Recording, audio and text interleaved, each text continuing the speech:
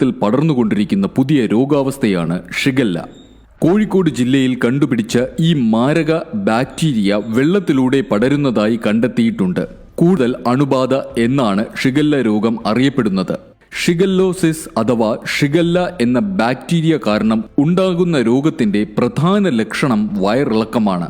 സാധാരണ വയറിളക്കത്തേക്കാൾ മാരകമായ ഷിഗല്ല രോഗമുള്ളവർക്ക് മലത്തിന്റെ കൂടെ രക്തവും കലരുന്നതാണ്. വെറും 100-ൽ താഴെ ഷിഗല്ല ബാക്ടീരിയ ഒരു വ്യക്തിയുടെ ശരീരത്തിനുള്ളിൽ കടന്നാൽ തന്നെ ഈ രോഗബാധയുണ്ടാകാനുള്ള സാധ്യത വളരെ അധികമാണ്.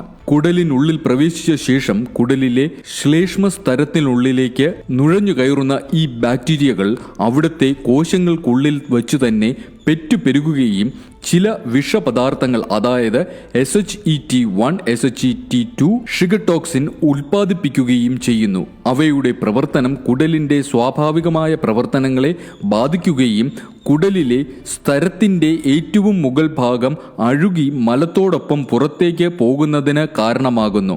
ഇതാണ് ഡിസെൻട്രി. മലത്തോടൊപ്പം രക്തവും ഞൊളയും പഴുപ്പും പുറത്തേക്ക് പോകുന്നു എന്ന അവസ്ഥയ്ക്ക് കാരണം. ഷിഗല്ല രോഗത്തിന്റെ ലക്ഷണങ്ങൾ.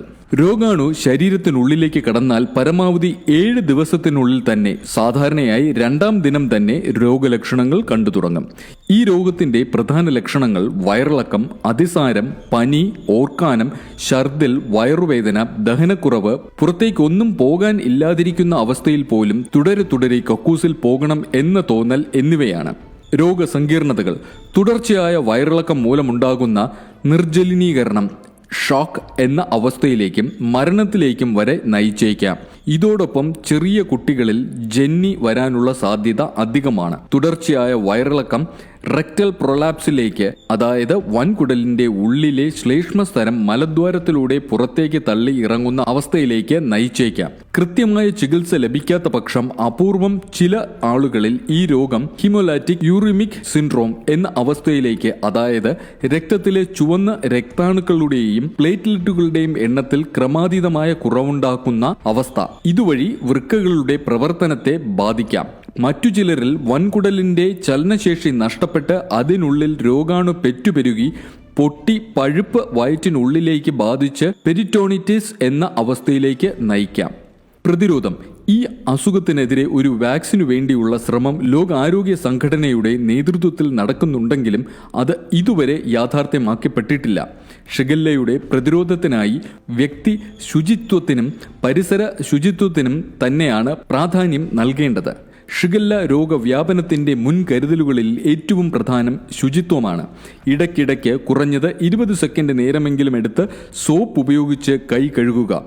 മലിനമായ ഡയപ്പർ നീക്കം ചെയ്തതിനു ശേഷം അവിടം അണുവിമുക്തമാക്കുക. വയറിളക്കം ഉള്ളവർ മറ്റുള്ളവർക്ക് വേണ്ടി ഭക്ഷണം പാകം ചെയ്യാതിരിക്കുക. വയറിളക്കമുള്ള കുട്ടികളെ മറ്റുള്ളവരുമായി സമ്പർക്കത്തിൽ ഏർപ്പെടാതിരിക്കാൻ ശ്രദ്ധിക്കുക. തിളപ്പിച്ചാറ്റിയ വെള്ളം മാത്രം കുടിക്കുക. ഈച്ചകൾ രോഗം പരത്താൻ ഇടയുള്ളതിനാൽ അതിനെ അകറ്റി നിർത്തുക. ഒരാൾക്ക് രോഗം ബാധിച്ചു എന്ന് മനസ്സിലായാൽ അയാളിൽ നിന്ന് അകലം പാലിക്കുക. രോഗബാധിതർ ജലാശയങ്ങളിലും മറ്റും നീന്താതിരിക്കാൻ ശ്രദ്ധിക്കണം.